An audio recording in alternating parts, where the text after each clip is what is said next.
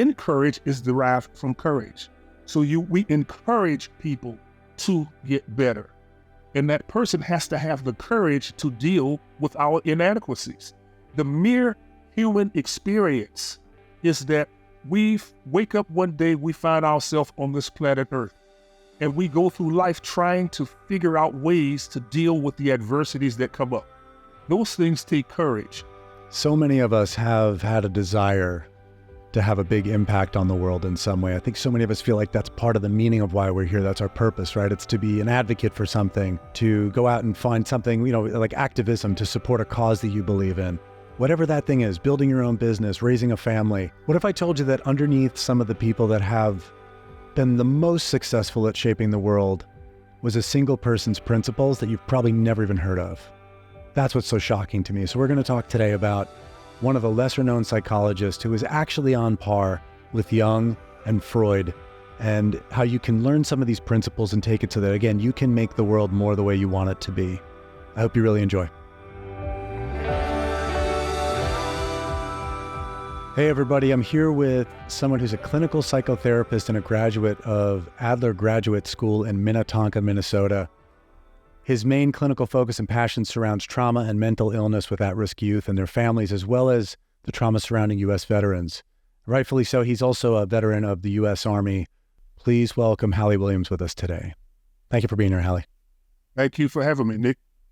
All right, so I wanted to let everyone know how I even got to Adler. And again, we're going to be talking about a guy named, it's Alfred Adler, is that right? That's right. Excellent. So I was out in a bookstore, actually I guess it was a coffee shop in Santa Monica, and I saw this book cover called The Courage to be Disliked, which immediately spoke to me. I was like, I wish I had more courage to be disliked. I think I'd probably do more interesting things. And at the end of the day, I said, what is this all about? And I got into it and realized it was really a Japanese book about Alfred Adler, who was he Austrian or German? I don't even know what his background was. Well, originally he was Austrian, but he, of course, eventually moved to the U.S. Okay, so here's this crazy circuitous path of a random guy in a Santa Monica coffee shop that sees a book that's written by the Japanese about an Austrian therapist who made his way to the U.S. So it was just kind of this very circuitous thing, and I was like, who is this Alfred Adler guy? And very quickly started to understand that Adler was really on the level of Jung and Freud, but for whatever reason, I'm curious why you think it is that he's not as big of a name as the other two. Why is that? Well, Adler and Freud had a falling out, a theoretical falling out, and a number of Freud's followers at the time ended up subscribing to Adler's theories. So when they separated, Freud was from more of a upper class society, if you will.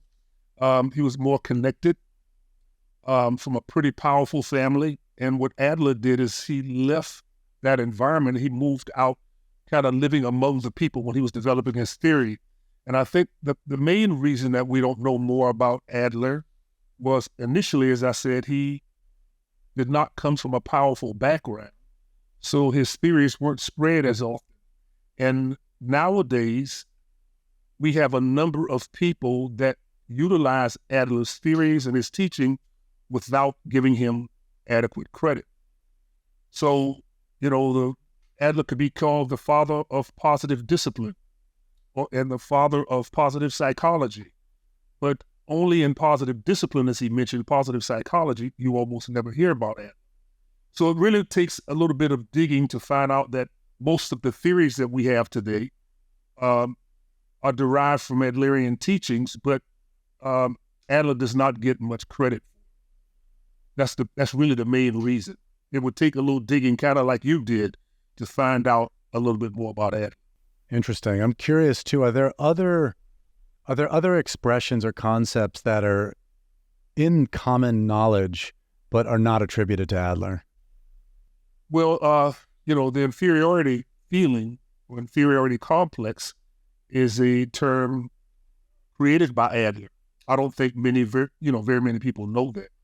Adler was also a big proponent of social interests, that people don't really talk about much. Birth order, I'm sure you're probably familiar with that, and many people are familiar with birth order. But these are concepts that were kind of derived and cultivated by Adler. So that's, that I would say those are the ones that's probably most common that people would be familiar with. Everybody kind of knows of inferiority complex and that inferiority feeling. So I would say those are probably the most common, without being an academic, that people would be kind of familiar with.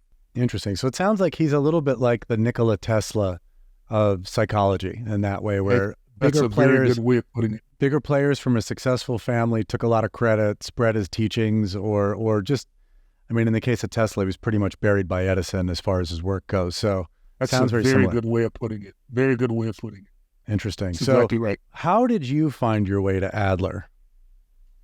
That's an interesting question. I was working with, I had developed a program, and I was working with youth that had, I guess we would call them, for lack of another term, juvenile delinquents that had gotten in trouble with the law. And I was writing curriculums, kind of redirect some of these at-risk youth. So the court system had agreed that the youth that completed this program that I had would not be incarcerated, because they'd already been picked up by the judge, by the police. They were in jail, and they had been released to go to this program, and if they successfully completed it, they would not be re-incarcerated. So as I dug into my research, developing the curriculum and the things that I wanted to teach them about, and I was looking for positive things, I went back a long ways. I mean, ever since the abolitionists, and as I read about them and things that I could present to the kids that I thought was interesting, it kind of led me to someone named Karen Horney and, different people. And they kept referring to this guy, Alfred Adler. And I was like, who is this dude? I mean, because I knew nothing about it. So as I started reading about Alfred Adler, his theories spoke to me. It gave words to something that I already believed, that I just didn't have the credibility to say and didn't really know how to say. And often that happens when a theory is put out in the world. Certain people get attracted to it based on your personality. So as I dug into it and I found out about, there's feelings of inferiority, how some people will have this strong feeling of inferiority and they do a variety of things to make them feel better or to move into a different direction. And I found out like a lot of this stuff applied to the kids. The more I dug into it, the more I kind of fell in love with the theory of Adler. So probably had I not been working with at-risk youth, I probably would never stumble across Adler. I mean, unless I went into a coffee shop like you and picked up a book. Yeah. Yeah, it's super, it is always shocking for me to understand how much someone could have impact on the world and be a ghost, right? In many ways, just be a ghost that's kind of running under the radar. And so for people that are hopefully curious about this, saying, hey, here's this guy who's this master of psychology that has really contributed so much to the field of psychology, but also just some of, again, our common knowledge, like you said, this inferiority complex that I think people know quite a bit about. What is how would you describe him? I think people have an understanding of Freud as he's the sex guy, right? Everything has some sexual undertone. Jung is, again, when I think of Jung, I think of archetypes. Talks a lot about the concept of archetype and the hero's journey and a lot of things like that. How would you describe Adler in summation? It's often when I talk to people about this, I try to divide Adler into two, or Adlerian theory, which is also called individual psychology. I try to divide it into kind of two categories. And it's not really that way, but for me to describe it and get people to understand, I divide it into two categories. One is the pathology approach, dealing with mental illness, a variety of illnesses that people have. But individual psychology is also about a way of life. And this is why, many of the social work teachings come from Adler. And I mentioned earlier positive psychology, because basically it takes a person's life and breaks it down and tells us how we should live. And I'm sure you probably picked that up from the book that you read. It's a way of living. It's how we should interact with our fellow man. It's how we should move toward happiness. So different than Jung or different than Freud, which focus primarily on just a pathological approach, individual psychology helps you figure out a way of living, gives your life purpose, or helps you identify your purpose. And personally, I think it leads us on the road to happiness, because ultimately, and I may be getting a little bit ahead of myself, but ultimately, social interest, this thing that we're kind of born with, working with others, doing for others, is the way to go to, to travel down the road toward happiness. So if I had to call him one word, let's just call him a positive approach to living one's life, I think, is how I will conceptualize everything about it. It sounds like we're touching on I know Jung had some spiritual context as well. Some people said he was pretty deep into spirituality. It sounds like Adler also touches on philosophy and spirituality / almost like religious ideology on some level. On some level, when he developed his theory, he did study, a variety of things. He studied the Bible was one that he used to kind of develop his approach. I wouldn't call individual psychology, by no means a religion or a spiritual experience, but he helps us understand our position in this world. We're all humans. So it's a way that humans should interact with other humans. It's a way we should interact with our world. And he clarifies all of that for us. So we could see it's, I guess some people would refer to it as a spiritual experience. I wouldn't. I think of it more as just a rule and a guide of life. So in some respects, the Bible is considered to be a rule and guide of faith, but I look at individual psychology as a guide to our life. So I'd be curious if you wanted to sell someone on this, like when I see a movie I love or I hear music I love, I immediately, I got to find the hook so I could get other people interested. What are the hooks? What are the things, or what are some of the core concepts that you would share with someone? If you see someone you love and you're like, they're not happy, they're not understanding how to relate to the world around them. Hey, here's some ideas you might be interested in hopes that maybe they'd go, wow, this Adler guy does have some stuff to say and I want to go deeper into his work. Where would you start people in that? I probably would start with, some examples, some real life examples. For instance, I'd ask somebody to think about maybe Christmas. At times of Christmas, people give gifts, people receive gifts. But imagine for a minute that you have someone that you care about deeply.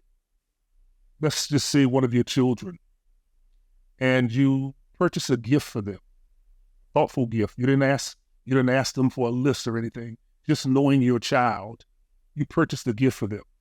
And when they open the gift, it's exactly what they wanted. The joy you see on that person's face, the exuberance, the enthusiasm. When they just get hyper, it puts a smile on your face. You didn't receive anything, you gave something. And by giving that thing, you get a great deal of joy back. It made you happy. You gave a gift to make somebody else happy, but instead, it made you happy. It's something about giving and doing for others that complete us, because that's who we are. We are a race of people that service one another.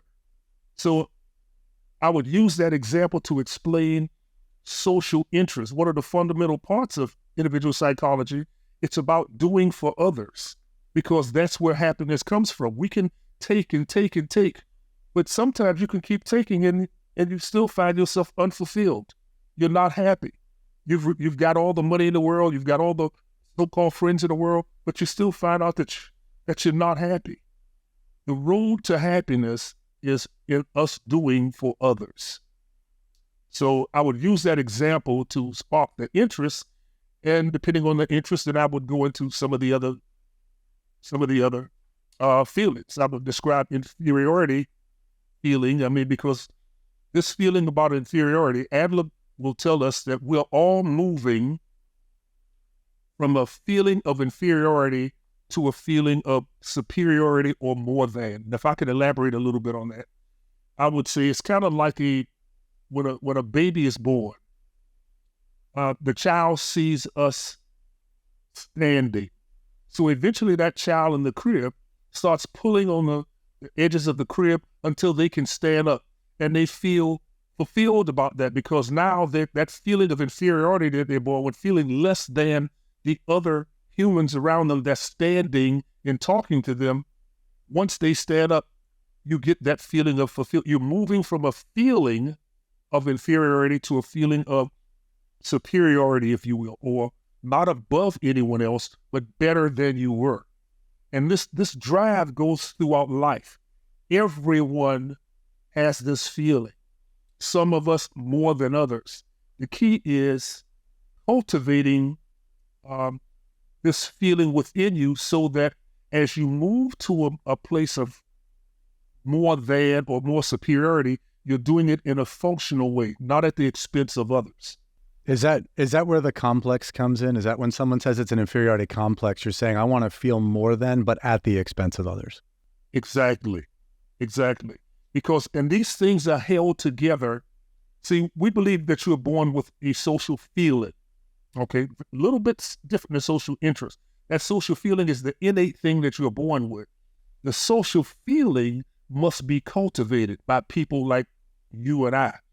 When we have children, they have the social feeling inside, but we cultivate it to the point that they understand how they should interact. You have a small child, you teach them to share their toys. When someone comes by, you don't want the kid to be taking all the toys, so they've got friends, but they can't play with anything. These are all mine. Yes, they are yours, but you start teaching them to share. And the joy that comes from another person using the toy, both people are happy now. So we start working on cultivating that. And if it's not cultivated, or if it's cultivated in a dysfunctional way, you're right. That leads to this inferiority complex. What's the other side of social interest? So in the same way, like, it makes sense to me that we all start less than, and we have a long way to go to become enough, or feeling, I guess the other side would be the superiority, right? On some level, using that word.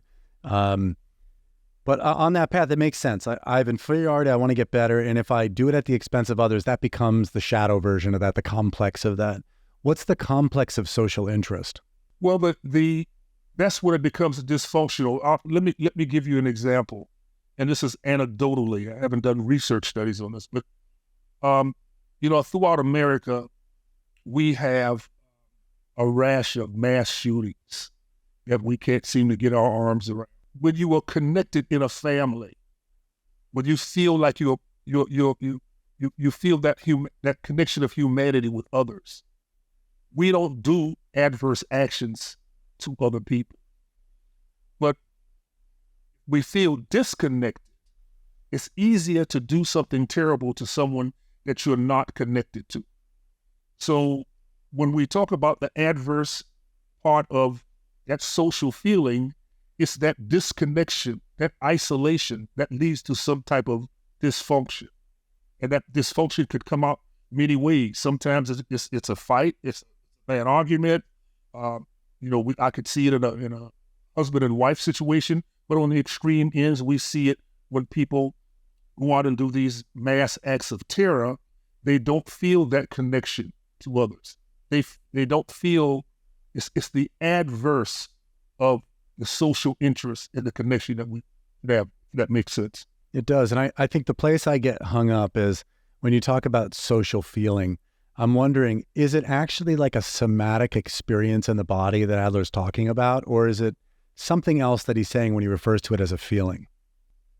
Well, and again, we have two things. We have that social feeling, which is like the innate thing that we're born with, that we have our birthright. We have that social feeling because we are all part of the same family of humanity. The social interest is the part that we as parents must cultivate in our children. We cultivate that to make sure they realize that they're a part of something. We start that if you have children at home, generally speaking, you would want them to understand that they're part of, let's call it the team. You're part of a family. You have things to do as a father. Your wife has things to do as a mother. The children should have things to do to be part of that team.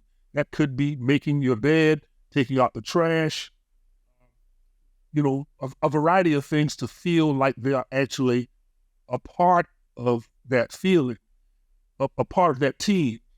So that's the beginning of cultivating the thing that's already in there. That innate thing that we have that we recognize we're part of humanity. You're cultivating that into social interests, where now on their own, the people understand that the children understand that they should be connected to one another. So I guess the place I go to, and again, I may sound thick on this one, because if anything, I've been very disconnected from the head to the body most of my life. So a lot of it, when I hear the concept of feeling, and you talk about, there's almost, if someone truly felt connected to people, the world, whatever that is, generally they're not going to do harmful acts, right? Because this goes back to like non-dualism, non-duality of like inside, outside, all the same thing. There's no me and other. It's just we're all one and the same, right? It's so there's something to that. I'm curious though, is how would you describe it? If I said to you, I want to feel that social feeling, is it actually a sense in the body? Is it actually an emotion? Is it when I feel connected to someone, there is sometimes a sensation that I feel in my body, but is there actually like a physical component to the concept of social feeling in your mind? It isn't. Social feeling is a descriptive word that we use to describe an intangible, like love. We can't touch it, we can't see it, but we observe it in your actions. When you care for someone, do certain things. You may do something for a wife or a girlfriend, and they may conclude from that you love her, or you'll say he loves me based on the things that you are doing. So social feeling or social interest is an intangible thing. It's just like those emotions of love, and it's based on how a person acts. So it's not like you get a particular feeling that reverberates throughout your entire body. I'm relieved to hear that. I'm relieved to hear that, because I'm like, man, I think I didn't want to say it until you answered that, because I'm like, I think I was born without the social feeling. I can't feel it in my body. Let me interject something, and I'll tell you how I would kind of evaluate it. To people, I would ask them, are you happy? Are you happy with your life? And when people tell me that they are, then, hey, everything's Gucci. That's fine. We got no problem. If you're not happy, then we probably should talk about that.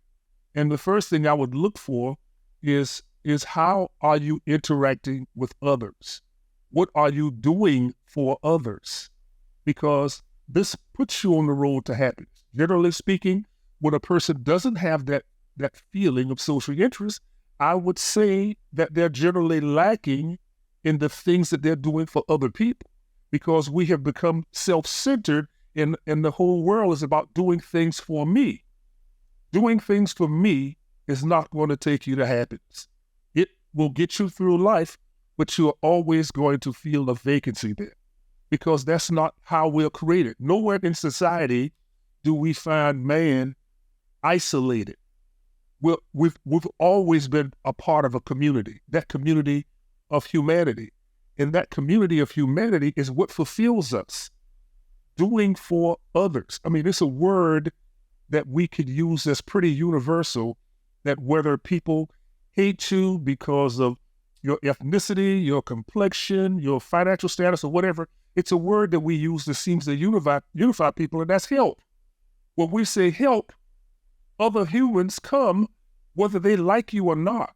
It's like it's something in us. It fulfills us to go help people. We have organizations we call charity that people just give to. I have a humorous expression I have given to people sometime, and I say that, poverty is God's extra key that he gives to wealthy people so they can get to heaven. So you can do something for other people. And it's just a humorous, little anecdote that I use. But the fact of the matter is, it's something to that. It's something to the fact that we get such great pleasure for doing for others. So when people aren't happy, and I have met a number of them in my life, generally speaking, I start evaluating them and I look what they do with their lives. And most of the time I find that they're self-centered without really even realizing that they are. Sometimes we strive so hard to achieve and accomplish things, but those things are all about us.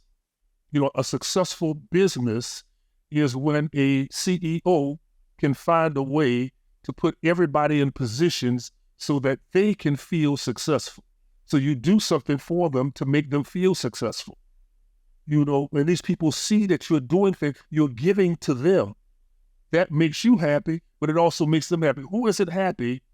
For instance, if you have a mentor or a mentee and you train this person and you teach this person, and all of a sudden this person achieves a great level of success, wouldn't that make you happy? Yeah. It's all about what you have done for someone else. So instead of us looking inward about it being all about us, the success is going to come when we start doing for others. This is why we'll find in an athletic endeavors, sports teams, and we'll see on paper, this particular team should win, but they don't win. Why? Because they're not together. They're not working together as a team. Sometimes I give up points so I can make you successful. Instead of me taking that shot, I might pass it to you for you to take the shot. But if I'm selfish, I'm trying to get all the points I can. And maybe I will get those points, but the team will lose.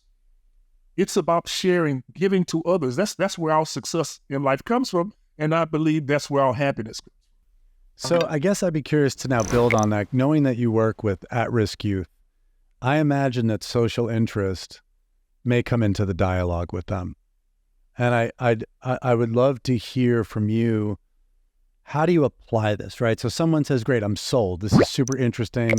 This Adler guy's clearly got some ideas that are really beautiful and bring, again, to me, it is the application of timeless spiritual principles into practical knowledge for living. That's really the way I would describe it, given what you just said.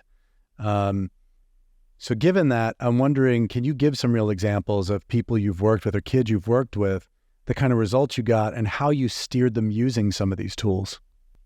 Well, of course, athletically, it's easy to do. I've coached basketball, football, track, for a number of years. I don't right now, but I did that for a number of years. And it's easier in those kind of environments because I can show them how by trying to make someone else successful, it makes us successful. By inspiring them to pass the ball. And of course, initially you have to enforce that. But if one person doesn't make the shot, it's 1 second left in the game, and you pass it to someone else and they make the shot, the whole team is happy. It doesn't matter whether you did it or not. So I would emphasize those facts when I'm dealing, athletically. When I'm dealing with youth and it has nothing to do with athletics, so if I'm not coaching them, it's a little bit different approach. And I don't normally isolate social interest just by itself. Social interest is kind of tied. It's like the glue that holds together the tasks that you must accomplish in life. And we haven't talked about that a little, at least at this point, but it's 3 particular tasks that you have to accomplish. So, and if you want, I can elaborate on those right now and tell you how all of that tasks. I'd be curious to know what the 3 tasks are. So these 3 tasks are, according to individual psychology, everyone has we would call it the work task. And that means that we all must work so we all can provide to society. For instance, you're sitting in a beautiful studio there with your guitars on the wall, but you probably are an expert musician, but I would venture to say you didn't make any of the guitars. Someone else made those and they provided it to you, and then you could do your thing. So it's a work task where we all contribute to one another and we all benefit from one another. Secondly, it's the task of us being able to get along with other humans. We're part of humanity. I mean, we have to learn to get along. You have animals, you have insects, you have a lot of other things in the world, but in the animal kingdom, nobody is accepting humans to be a part of that. Lions don't want us joining their crew. We're the weakest thing on this planet. We can't survive outside by ourselves. We can't just find our food. We're just weak. We survive and we thrive because we work together. So it's imperative that we learn to work together with other humans because our very existence depends on that. And lastly, it speaks more to procreation. Many animals go extinct. That's not something we're going to ever have to worry about with humanity for a variety of reasons. But because of that, and to procreate, we have an opposite sex. We must learn how to get along with the opposite sex for the fact of procreation. Now, granted, everybody does not have children, and that's a choice that they make, but everybody couldn't make that choice. We have to procreate because this is how humanity continues. So those three tasks, Adler believes everybody must traverse those tasks. Those tasks are held together by social interests. So I give this same kind of explanation to youth that I deal with, but I specifically focus on getting along with one another. And getting along with one another is kind of held together by doing for one another because it's a task that we must accomplish. So how do you get that task done? You do that by working together. So, I would have different tasks in a classroom or in the streets if we happen to be out there where two or more people are working together on the same task. And as they accomplish these things, they get the feeling of working together. You can get more done when you're working together. All ships should rise when the tide comes in. So I emphasize that part through a variety of little tasks that we utilize and we do in classes. And that's primarily how I would do that. But I usually don't separate it without kind of tying everything in together, realizing also that, if I could a little bit, I just feel like at this point, I'd like to talk a little bit about inferiority, if you don't mind, and how that ties together. And I'll tell you, this kind of brings up an example about I have a brother, and my brother, as youth, he was not a very good athlete. I was a much better athlete, but I didn't have to work at it. I was just, I don't know, I was just good at some things. So we were on a football team, and my brother didn't make the team. So my mother made me quit because, my mom was on about academics, and it's just a game. If Kenneth can't make the team, nobody is going to play. Even though the coaches came by, look, we need Hallie. No, if Kenneth can't make it, nobody plays. So my brother had this intense desire. He felt terrible about that. He felt, he was less than I. I could do everything better than him. Long story short, years later, my brother ends up making a team, getting a scholarship to go to Syracuse University. Because by his senior year, he had become very dominant. So he gets to Syracuse. And at Syracuse, initially, same kind of thing. In the beginning, he was not that much of an athlete. He felt inferior, which was driving him. By his senior year, he was one of the top linemen at Syracuse. Now comes the draft. But he didn't get drafted. He did get an offer to walk on with the Eagles. Again, same situation when he gets there. Everything he owns is in the trunk of his car. He has nothing. They didn't draft him. And at the beginning of camp, he's just getting beat down until it's almost, this feeling of inferiority just develops in him so much until it breaks down to he's about crying. But the feeling of inferiority was so strong in him that it inspired him. It pushed him so much more. Long story short, he ends up making the team, playing in the NFL for 14 years, starting for 11, and he was always driven, but he was always driven by being less than everyone or feeling less than. Even when he was successful, he felt less than, because it's not about reality, it's about what a person feels. So realizing those experiences and what could happen with that feeling of inferiority, I use those examples when I deal with youth to channel it in a more positive manner. We go through life with this feeling of inferiority. We go to, if you're taking a Spanish class, for instance, you don't know Spanish initially, but so you feel inferior. But the functional way, the more pro-social way of dealing with that is let that inspire you to work harder. Let that inspire you to focus versus being dysfunctional and it inspires you to find a way to cheat, to do it in a dysfunctional way. So it's not about eliminating these feelings because the human experience is about these feelings of inferiority. Every day you go to work, Nick, it's something different that happens that you might not have planned for. You have to figure that out. So it's two choices. You can approach it in a pro-social, functional way, or you can find something unethical to do to accomplish that. That becomes the development of a pathology. It's about taking this feeling, first understanding it, and taking it and focusing it. And if a person is a leader, you recognize this and you look at the people that work for you. You identify those feelings and you help them focus it in a functional way.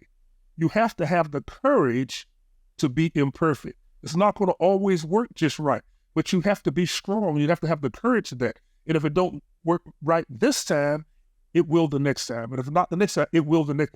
So you keep that in a pro-social way, a functional way. We don't go outside those barriers because when we do, of course, that's when it starts leading to a variety of dysfunctions, where we may steal or we may lie, we may, all these other things.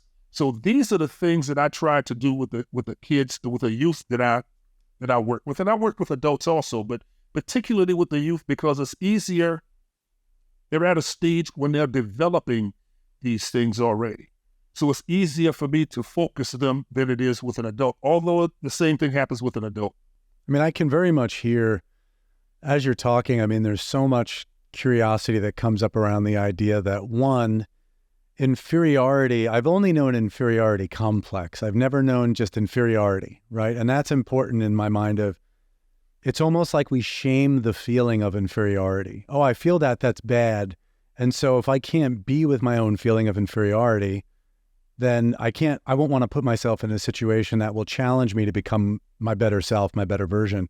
And I immediately go to this idea of these everyone gets a trophy in school, right? It's this idea of we don't want anyone to feel uncomfortable, we don't want anyone to feel less than. And I'm curious in that perspective is, would the teachings of Adler say we're actually taking away the opportunity for people to feel the adversity of inferiority so that they can have a motivation to move forward? He would. I think Adler would speak of it more about courage. Encourage is derived from courage. So we encourage people to get better. And that person has to have the courage to deal with our inadequacies. The mere human experience is that we wake up one day, we find ourselves on this planet Earth, and we go through life trying to figure out ways to deal with the adversities that come up. Those things take courage. So as you talk about the trophies and everybody getting a trophy at school, I don't subscribe to that. What I do subscribe to is the people that did not win. You learn to deal with those adversities. You have the courage to deal with your adversities. That feeling that you have, you'll hear sometimes great athletes say, hold on to that feeling. Let that feeling drive you to become better. The super great athletes all will say they might have lost the game, but I sat there and I watched the celebration on the court. I wanted to hold on to that feeling. And I used that feeling throughout the off season. And it drove me to do something to make myself better, to make the team better. It's not about me just getting all the praise. It's about making everybody better.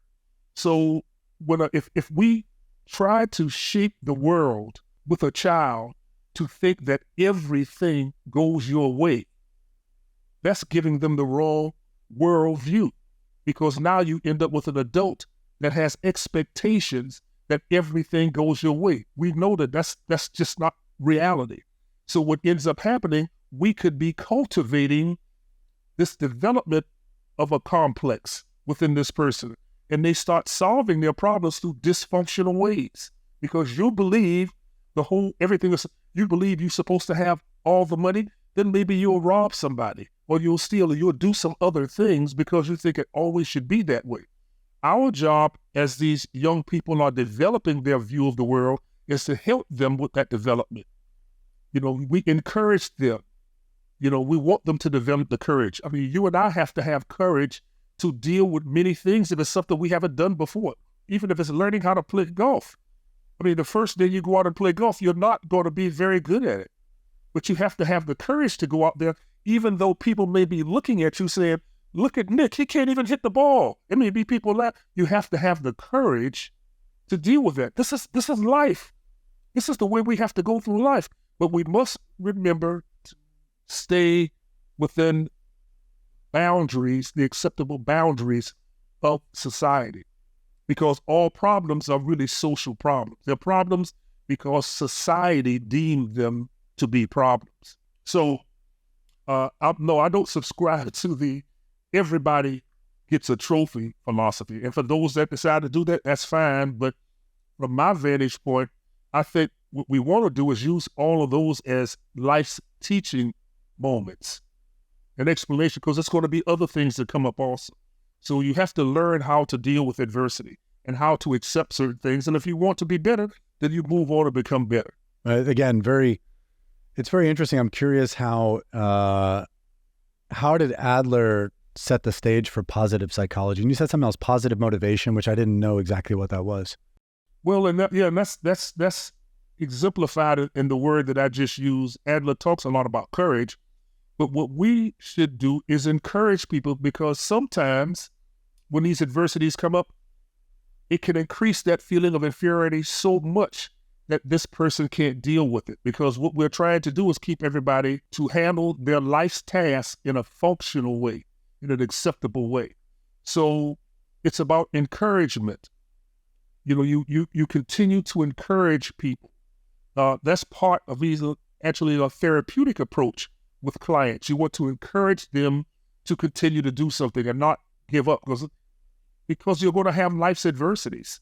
So this is why Adler's looked upon as, or Adlerian psychologists looked upon as positive psychology, because of the encouragement that we believe that you give to people to keep them motivated, to keep them headed in the right direction. In a family situation, you could have a son who's running track, for instance, maybe he ran cross country and he came in 4th place and he says he wants to quit. I think most fathers and mothers would say, no, you shouldn't quit. You can be better. It's about being the best that you can be. As long as you're the best that you can be, it doesn't have to be number 1 or number 2 or number 3. It's about being the best version of yourself.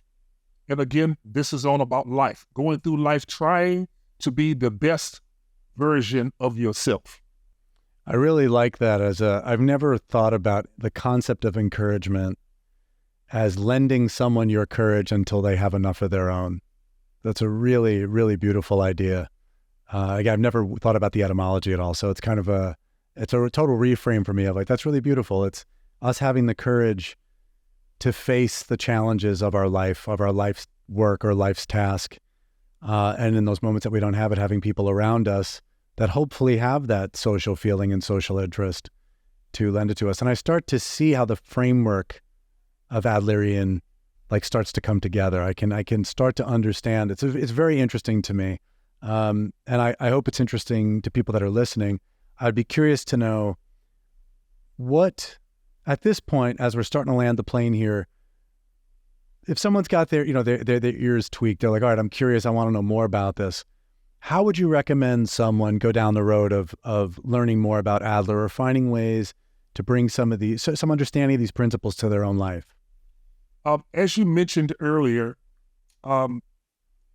Adler wasn't a prolific writer. He did write many books, but most people wrote about him. And you and I got together because of a book that you read, The Courage to Be Disliked. And the book that you read, which was written, you almost wouldn't know it had anything to do with Adlerian psychology or individual psychology. The way it was written, it was like a story that it was, went through a whole life experience, but it talked about many different Adlerian theories there. It didn't go deep into it, but it was just enough to spark your interest. that's a good book that I would recommend. Courage to be Disliked. It's also an expression that I use with people. I do a lot of recruiting and organization. I'm also the president-elect of the North American Society of Adlerian Psychology. So I do a great deal of time. I'm traveling, and I teach a lot internationally in addition to states. And I always say, to be one, you ask one. You sit down and you talk to an Adlerian, and where you can get a deeper understanding. It's pretty difficult to conceptualize the entire philosophy in an hour's time, but by talking with someone, there's so many other parts of Adlerian psychology, lifestyle. And it's interesting. I don't know if you have any siblings, Nick, but if you do, 3 of them. I would wager you that your siblings that you knew when you were a little kid, as you look at them now, you would say, you know what? They have not changed much since they were a kid. Yes, they do another thing, but they're still the same. Why? Because at an early age, we develop this worldview. We develop what we call a lifestyle, the way we see the world. It's like I am a certain way, people are a certain way, the world is. You start developing these things, and you maintain that because it's comfortable for you not to change.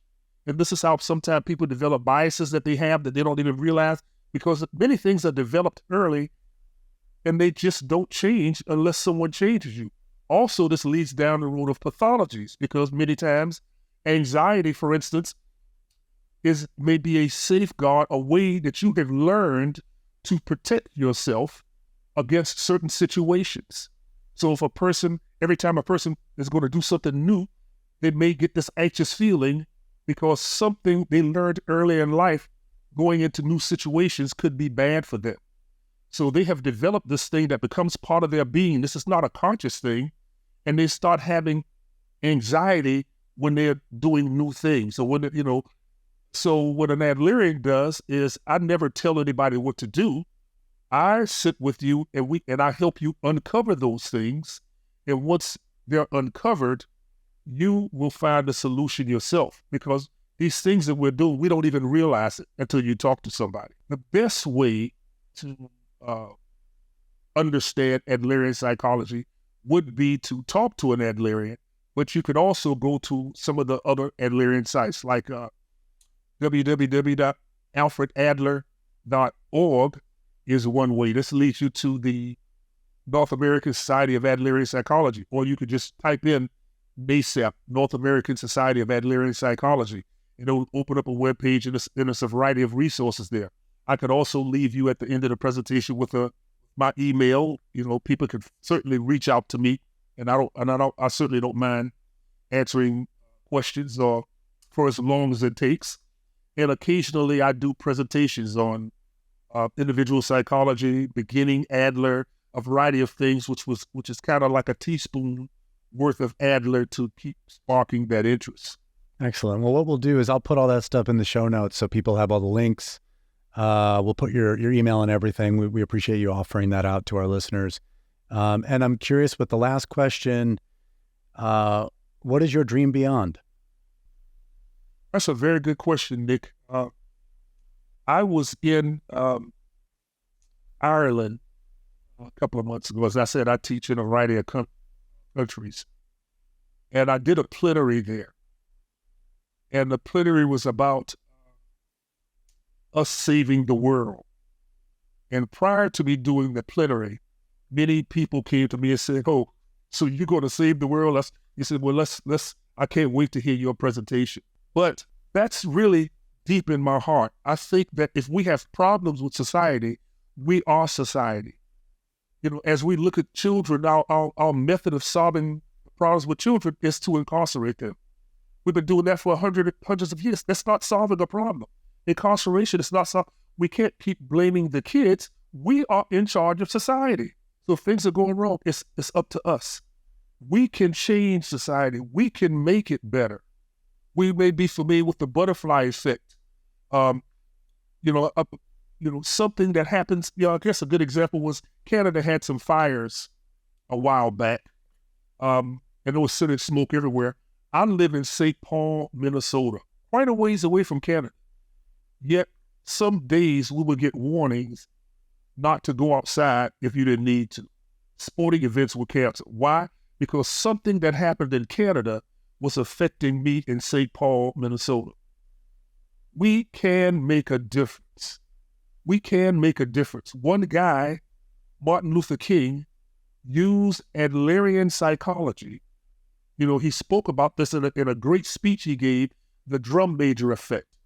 And he talked about his teachings that he got from Adler taught him how we should get along with each other.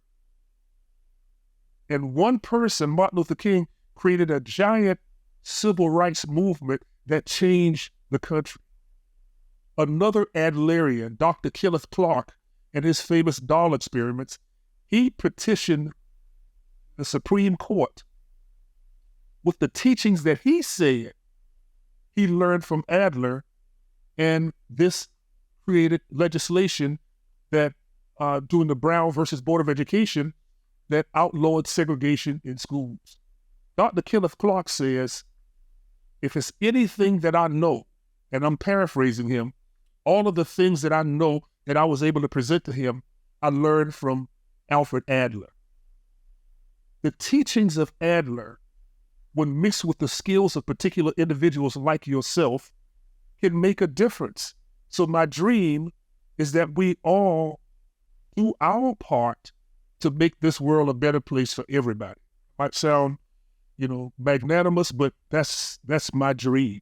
That's beautiful. It's a beautiful share. And though I wanted to wrap it up, I do want to touch on something that you told me once before, and I think it's worth noting is if we could just close it on the fact that, you talked about MLK and you talked about the other individual, I forgot his name. Was it Clark? Kenneth Clark. Kenneth Clark, right? These are people that have had extraordinary impact on the world and our country specifically. And what I find interesting is that Adler, you used a term about, he was one of the early, it was a term you used around how he just cared for community, cared for society, cared for social causes. I think that's also something I find so interesting. So if you could just touch on that real quick, 'cause when you mentioned it one time before, I missed it.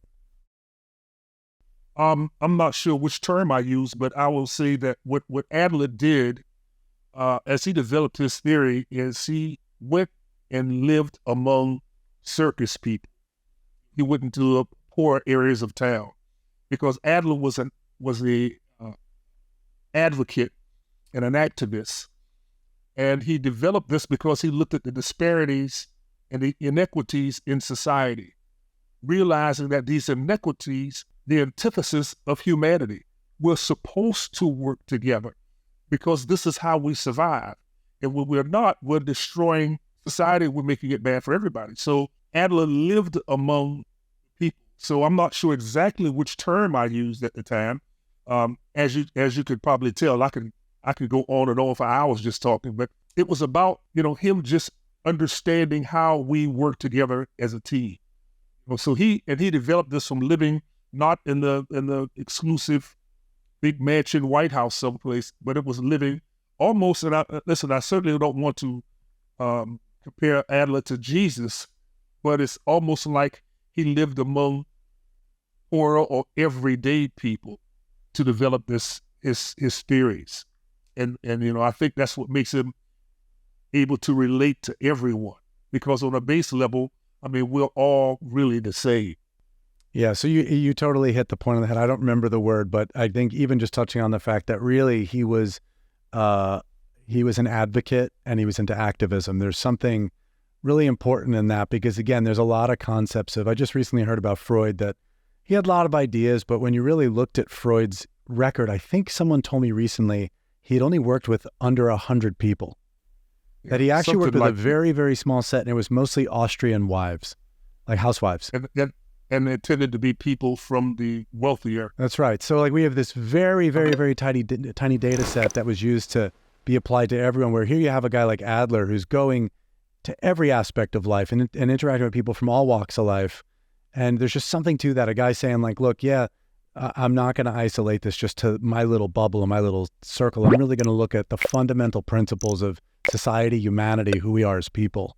And to that, I think, just some of the biggest takeaways for me today is just the power of embracing that feeling of inferiority, right? Like that is such an unlock for me, because again, I always thought if I feel inferior, I thought it was a complex just because I feel inferior. I didn't know that it was only a complex if I knock people down because of it. That is huge unlock for me. That second piece of understanding the power of encouragement, right? Using that desire to be part of that, the social contract, the social feeling. There's something really beautiful, again, about this idea of lending your courage to others so that they can cultivate their own, so that they can become who they're supposed to be. Like, it's to your point of like, most parents I've talked to about their kids, they said, I knew who my kid was going to be when they were 3. It was just a matter of just watching them figure it out as they went. And I just think that's a beautiful idea. If we could all just lend that encouragement, lend that courage to other people. And the last thing I'd say is, if you are someone who wants to make a difference in the world, what Hallie said about, Adlerian psychology, the Adlerian principles, becoming an Adlerian yourself may give you the tools you need to really have an impact in the world. So you're not just sitting on the sidelines, you're on the court playing in a big way. And man, I love this conversation. I love these topics. And I hope everyone is just as inspired by all the stuff you just heard. In the meantime, again, you could check out the websites, alfredadler.org. We'll put a bunch of other stuff in the show notes. Check out the book, The Courage to Be Disliked. If you're interested in either working with Hallie or just reaching out to him for questions, we'll put his email in the show notes. And again, Hallie, thank you so much for sharing your heart and doing so much meaningful stuff in the world.